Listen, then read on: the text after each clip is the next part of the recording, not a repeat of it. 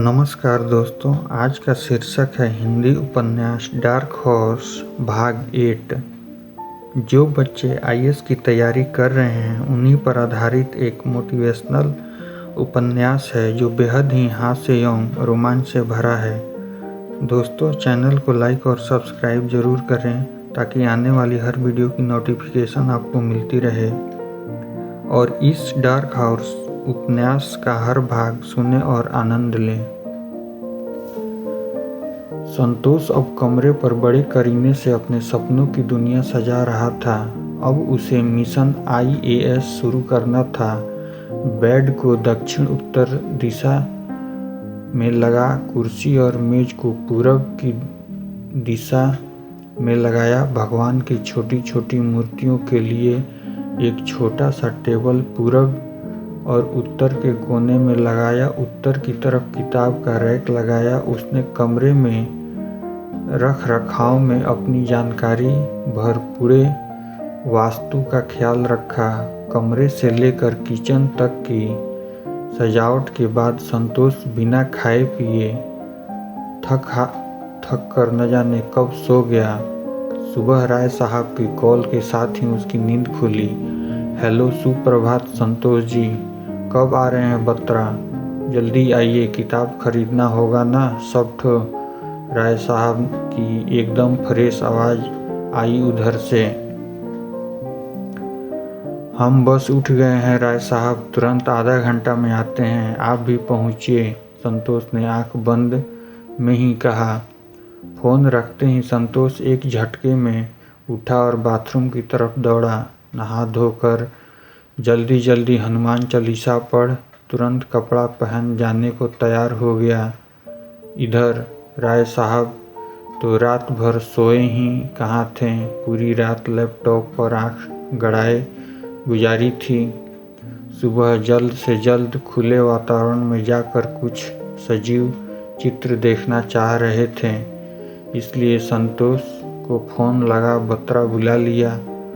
Brush करके मुंह पर पानी मार तौलिया हटाकर फुल पैंट पहनी और शर्ट डाल राय साहब भी बत्रा के लिए निकल गए।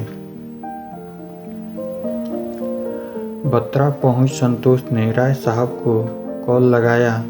राय साहब तब जूस पीकर बस स्टॉप वाली सीट पर बैठे संतोष का इंतजार कर रहे थे। संतोष को वहां बुला दोनों किताबों की दुकान की तरफ चले।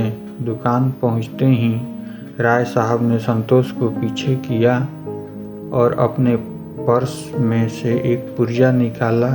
यह किताबों की लिस्ट थी जो राय साहब ने अपने अनुभव और जानकारी से तैयार की थी। इस पुर्जे से मुखर्जी नगर के सारे अनुभवी शिक्षकों और संस्थानों के द्वारा सुझाई गई पतली मोटी किताबों के नाम अंकित थे। राय साहब ने इस पुर्जे से न जाने कितने विद्यार्थियों के कमरे किताबों से भरवाए थे।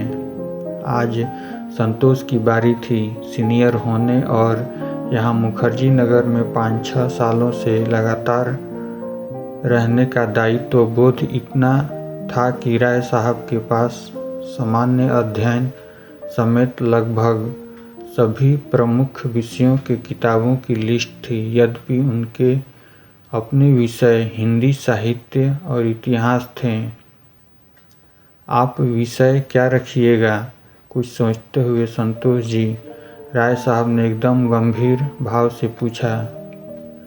इतिहास से बीए हैं, वहीं रख लेंगे। एक तो दूसरा आप ही मार्गदर्शन कर दीजिए, संतोष ने बड़े संयम और साफ मन से कहा। चलिए फिर दूसरा हिंदी साहित्य रख लीजिए। हाल में अच्छा अंक आ रहा है, इसमें काफ़ी लोग सेलेक्ट हो रहे हैं। इतिहास और हिंदी साहित्य के कॉम्बिनेशन से राय साहब ने एक LIC एजेंट की भांति पॉलिसी समझाने जैसा कहा। हमारे एक परिचित एक बार समाजशास्त्र से मेंस दिए थे, कैसा विषय है समाजशास्त्र? संतोष ने जिज्ञासावश पूछा। विषय सारे ठीक हैं, आप अपनी रुचि देख लीजिए। हिंदी साहित्य का सिलेक्शन छोटा है, अंकदायी विषय है, अच्छे टीचर भी हैं यहाँ इसके, और सबसे बड़ी बात है कि हमारा भी हिंदी की ही विषय है, सो कोई भी समस्या होगी तो आपको एक सपोर्ट मिल जाएगा। कितने लड़कों को हिंदी पढ़ाया हूँ मैं, आज सब के सब बहुत सहज हैं हिंदी में। बस पार्टी हो जाए तो फिर देखिएगा सबको अच्छा नंबर आएगा हिंदी में। राय साहब ने अपने विषय की पुरजोर वकालत की।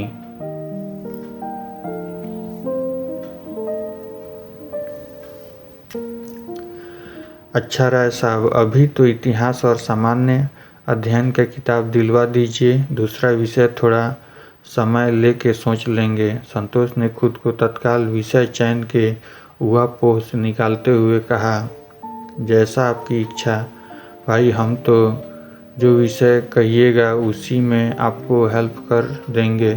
आइए पहले ले लें आपका किताब। सब राय साहब ने अपनी सर्व विषय पारंगत होने की जानकारी देते हुए शेल्फ से एक किताब निकालते हुए कहा, राय साहब एक के बाद एक रंग बिरंगी हर साइज की कई किताबें चुन चुन कर साइड में रखे जा रहे थे। किताबों का चयन बड़ी निर्ममता से बिना मूल्य देखे करते जा रहे थे। सबसे पहले तो 30 थे। अधिक किताब कक्षा 6 से कक्षा 12 तक की NCERT के अलग कर रख दिए थे।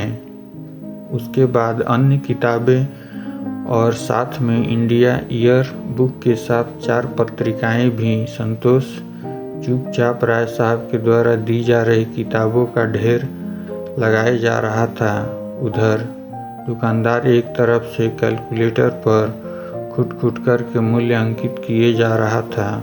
संतोष ने देखा अब तक 2200 रुपये से अधिक की किताब जमा हो गई थी, और उधर राय साहब की नज़र निष्ठुर भाव से और भी किताबें ढूंढ रही थी। संतोष कुछ ना नुकुर भी नहीं कर सकता था, जरा सी ना उसे तैयारी के प्रति अगंभीर साबित कर सकती थी। किताबें खोजते खोजते जब राय साहब पसीने से तरबतर हो गए तब उन्होंने कहा, अब आज इतना ही रहने देते हैं, ठीक है, इसको पैक करवा दीजिए। संतोष ने एक लंबी सांस लेते हुए कहा। संतोष ने 500 के 6 नोट निकाल दुकानदार को दिए। कुल 2730 रुपये मात्र का बिल बिना सारी किताबों का एक बड़े कार्टन में पैक कर बांध दिया गया। संतोष को अब जाकर अचानक मनोहर का ख्याल आया। सोचा अगर थोड़ी देर पहले बुला लेता तो शायद यह कार्टन थोड़ा हल्का भी हो सकता था। उसने मनोहर को फ़ोन लगाया। मनोहर भी तैयार बैठा था। ओहो, हमारे आने से पहले ही आप लोग बियर का कार्टन खरीद लिए क्या राय साहब? मनोहर ने आते ही कार्टन देख कहा, वाह मनोहर जी, जाकी रही भावना जैसी, प्रभु मूरत देखी तिन्ह तैसी। राय साहब ने बिना अवसर गंवाए कहा, बियर नहीं, राय साहब की लिस्ट से किताबें खरीदी है। संतोष ने हंसी और दर्द के मिक्स भाव से कहा। मनोहर एक पल के लिए झेंपा, पर उसने तुरंत पलटवार करते हुए राय साहब की तरफ देखा। क्या बात है राय साहब, आंख बड़ा लाल लाल लग रहा है, रात भर जगे हैं क्या? मनोहर ने मुस्कुराते हुए कहा। हाँ, थोड़ा लेट सोए थे, राय साहब ने बिना कोई भाव चेहरे पर लाए कहा। रात भर खूब पढ़े हैं लगता है, मनोहर ने व्यंग में कहा। संतोष समझ चुका था कि अब बात सीडी और फिल्म पर जा सकती है। और मामला फिर आदर्श और नैतिकता जैसे महान मुद्दों की तरफ मुड़ सकता है। राय साहब आहत भी हो सकते हैं। आज शाम संतोष का कमरा लेकर सेट होने की पार्टी थी, सो वह इस उत्सव में कोई खटपट नहीं चाहता था। महाराज, शाम के लिए क्या क्या लेना है? जल्दी बोलिए, संतोष ने बीच में टोकते हुए कहा। आप वेज हैं, नॉन वेज हैं, बताइए, मनोहर ने संतोष से सवाल किया। हम तो शाकाहारी हैं मनोहर जी, संतोष ने कहा। चलिए फिर हम बस आधा किलो ही चिकन लेते हैं और आधा किलो पनीर ले लेते हैं। आपके और गुरु भाई के लिए वो भी शाकाहारी हैं, मनोहर ने संतोष से कहा। हम भी चिकन कम ही खाएंगे, भाई, राय साहब ने कहा। ठीक है, आप दरुआ तो पीजिएगा ना, बता दीजिए, उसी हिसाब से लेना होगा। आदर्श मत पे लिए, अभी रात को घट जाएगा तो मूड खराब हो जाएगा। पूरा बता देते हैं, मनोहर ने पूरा चिढ़ते हुए कहा।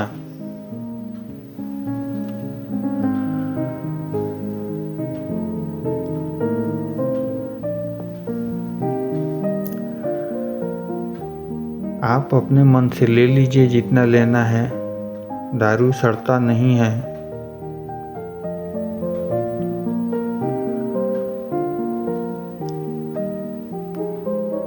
समझे आप, एक बोतल ज़्यादा ले ही लीजिएगा तो आप और गुरु भाई के रहते दारू बर्बाद नहीं हो जाएगा, मनोहर जी, राय साहब ने एक सांस में कह दिया। राय साहब ने एकदम किसी मंझे हुए वैश्विक नेता की भांति बिल्कुल कूटनीतिक भाषा में बोलते हुए अपनी स्वीकृति दे दी थी। वे भी नहीं चाहते थे कि रात को अगर पीने की जोरदार इच्छा हो गई तो दारू घट जाए। वैसे भी अब वे संतोष के सामने धीरे धीरे खुलने ही लगे थे। उन्हें यह भी लग रहा था कि मनोहर ने तो उनके कई कारनामों के बारे में बताया ही होगा संतोष को, और अब संतोष भी गुरु के ही फ्लैट में है, सो वहाँ भी कभी कभार चर्चा निकल ही पड़ेगी। इससे अच्छा है कि ज़्यादा आदर्श की जगह थोड़ा प्रासंगिक दिखकर अपना प्रभाव बनाए रखें। पनीर, चिकन, नमकीन, चिप्स आदि के साथ तेल, मसाला और सलाद के आइटम खरीद सारा सामान संतोष को ऑटो पर बिठा राय साहब ने विदा ली। अब शाम को आते हैं, चले, थोड़ा दिन में कुछ करंट के टॉपिक का नोट्स बनाना है। राय साहब ने चलते चलते तैयारी बम पटक दिया। मनोहर जी, आप कब आएंगे, संतोष ने पूछा। हम भी आते हैं शाम में। अभी तो आप बुलाए तो आ गए। एक मित्र को समय दिए हैं, अभी मिलकर 5 बजे तक पहुंच जाएंगे। ये बियर वाला कार्टन और दारू वाला बोतल थोड़ा ठीक से ले जाइएगा, मनोहर ने ध्यान दिलाते हुए कहा। जाते जाते ऑटो वाले को 50 रुपये का नोट निकालकर मनोहर ने अपनी ओर से दे दिया। अरे ये क्या कर रहे हैं मनोहर भाई, संतोष ने हाथ पकड़ते हुए कहा। रहने दीजिए, कोई औपचारिकता थोड़े है, आप इतना खर्च कर रहे हैं। वहाँ रोके, अब चेंज था सो दे दिया, प्लीज। हाँ, अच्छे से पकड़े रहिएगा, ये कांच है, देखिएगा थोड़ा, मनोहर ने हाथ हिलाते हुए कहा। ऑटो चल दिया। संतोष पूर्णतः वैष्णव था, न कभी शराब पी थी, न मांस मछली छुआ था। अभी संतोष ने अंदर का द्वंद्व देखने लायक था। मुंह उससे भी ज़्यादा दर्शनीय था। किताबों के कार्टन को ऑटो में पीछे धकेल कर रख दिया था। बियर और दारू भरे कार्टन को गोद में लिए बैठा था कि कहीं कांच फूट न जाए। दिल्ली आने का मूल उद्देश्य अनजाने में ही पीछे हो गया। दाहिने हाथ में पनीर, सलाद का सामान और तेल मसाला झुलाए हुए था। बाएं में चिकन की काली पॉलीथीन चिकन हाथ में लिए उसे ऐसा महसूस हो रहा था जैसे किसी की लाश के टुकड़े टुकड़े करके ले जा रहा हो। दोनों जांघों के बीच रखे बियर दारू भरे कार्टन और हाथ में चिकन की पॉलीथीन उसके शरीर में अजीब सी सिहरन पैदा कर रहे थे। उस अचानक 10 साल पहले का अपने नए बने घर का गृह प्रवेश याद आया। किसी तरह भयंकर पूजा पाठ और मंत्रोच्चारण के बीच गौ माता के साथ प्रवेश किया था। उसके माता पिता ने घर में आज संतोष का दिल्ली में अपने कमरे में प्रवेश का ये दिन था। दारू मुर्गा बियर यही सब सोचे जा रहा था संतोष। फिर संतोष मन ही मन अपने समर्थन में तर्क गढ़ने लगा। उसने खुद को समझाया कि यह दिल्ली है और हम सिविल की तैयारी करने वाले छात्र हैं। हमारा धर्म पढ़ना है, न कि हिंदू या मुस्लिम या ईसाई। ये कर्मकांड और पाखंड नहीं तो बेड़ा गर्क किया है।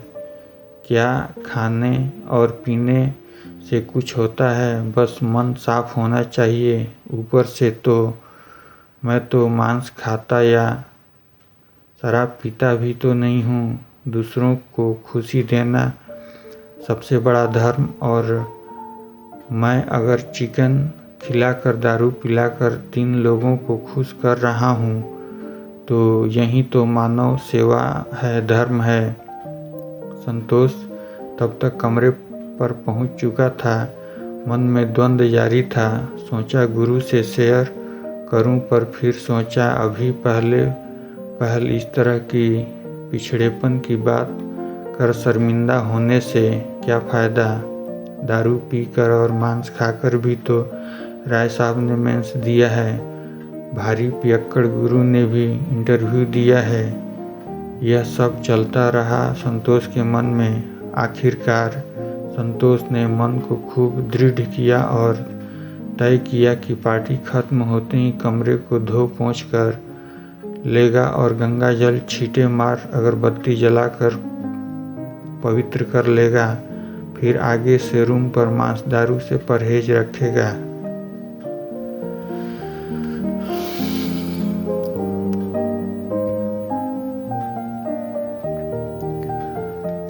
अरे वाह, इतना इंतजाम, भव्य आयोजन है। का संतोष जी आज सीढ़ियों पर चढ़ते संतोष पर नज़र पड़ते ही गुरु ने कहा, अरे नहीं गुरु भाई, आप ही सबके लिए है इंतजाम। संतोष ने हंसते हंसते कहा, चलिए चलिए हम आते हैं ऊपर अभी। गुरु ने कहा। गुरु कुछ मिनट के बाद ऊपर पहले तल्ले पर संतोष के कमरे पर पहुंचा। उसकी नज़र भी दोनों कार्टनों पर पड़ी। संतोष ने बताया कि एक में सोमरस और दूसरे में ज्ञान रस यानी किताबें हैं। गुरु के आते ही संतोष ने बियर की एक बोतल खोली और गुरु की तरफ बढ़ा दी। संतोष के जीवन में यह पहला मौका था जब उसने बियर की बोतल खोली और इससे पहले कोका कोला या स्लाइस की बोतल भी दुकानदार ने ही खोल कर दी थी। अभ्यास न होने के कारण बियर खोलते वक्त थोड़ी सी छलक कर शर्ट पर भी लग गई थी। मतलब स्वतः ही बियर छिड़कते एक सिविल अभ्यर्थी के रूप में शुभारंभ हो गया संतोष का। अजब महकता है गुरु भाई, आप लोग को इसका स्वाद बड़ा अच्छा लगता है ना। संतोष ने नाक मुंह सिकोड़ते हुए मगर चेहरे पर मुस्कुराहट बनाए रखते हुए कहा, लोग कभी पिए नहीं हो का भाई? गुरु ने अचरज से पूछा। आप पीने का कहते हैं, हम कभी हाथ भी नहीं लगाए और आज हाथ टांग दोनों ओर से दबोचे गोदी में भर के लाए हैं बियर और दारू। संतोष ने हंसते हुए कहा। सुनकर गुरु को लगा जैसे गटकी हुई बियर बाहर उगल दे। उसे समझ में नहीं आ रहा था कि वह संतोष की इस बलिदानी दिलेर मेजबानी पर गर्व करे या उसकी बेवकूफ़ी पर अफसोस करे। खुद के लिए भी शर्मिंदगी महसूस कर रहा था। गुरु ने तुरंत दूसरा वाजिब सवाल दागा, मांस मछली खाते हो? नहीं गुरु भाई, हम लोग एकदम वैष्णव परिवार है। दारू पीते नहीं हो, मांस खाते नहीं हो, तो ये सब तामझाम काहे के लिए कर लिए हो भाई? अब वो राय साहब और मनोहर की इच्छा थी, आप भी थे, सोचा एक पार्टी हो ही जाए, फिर तो जम के पढ़ना ही है। संतोष ने कहा, ये साले चूतिए राय और मनोहर जिसे तिसे फंसाते रहते हैं यार। तुम अभी अभी आए हो, तुरंत रफ्तार पकड़ लिए। हटाओ यार ये सब, खुद को इतना भी गीला न रखो कि कोई जैसा चाहे आकार दे दे। व्यक्तित्व का लचीला होना और गीला होना दोनों अलग अलग बातें हैं मित्र। गुरु ने बियर की बोतल खाली करते हुए कहा। अपराध बोध के बावजूद भी उसने इसको अपने बियर पीने की गति से कोई बाधा नहीं बनने दिया, क्योंकि वह जानता था बियर के निर्बाध अंदर जाने पर ही अच्छे विचार ऊपर आएंगे। गुरु ने बियर वाली कार्टन अपने कमरे पर रखवा दी और एक मित्र को फोन करके चिकन वहाँ बनवाने की व्यवस्था कर दी। खाना पीना गुरु के ही रूम पर होना तय हो गया। यद्यपि गुरु भी शाकाहारी था, पर वह संतोष की असहजता को समझ गया था।